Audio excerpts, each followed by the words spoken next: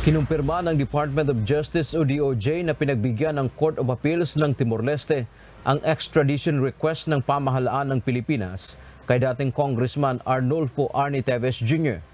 Ayon sa DOJ, ang impormasyon ay ipinarating sa kanila ng Attorney General ng Timor-Leste. Binigyang diin ng DOJ na nanalo sila o ang pamahalaan.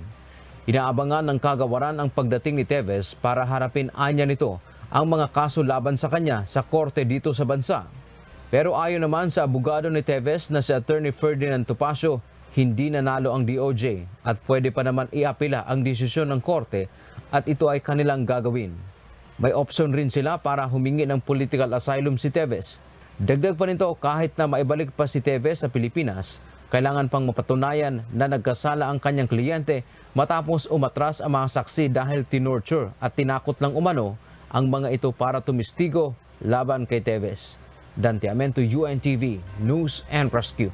Diyos ang aming sandigan, serbisyo publiko ang aming pinahahalagahan.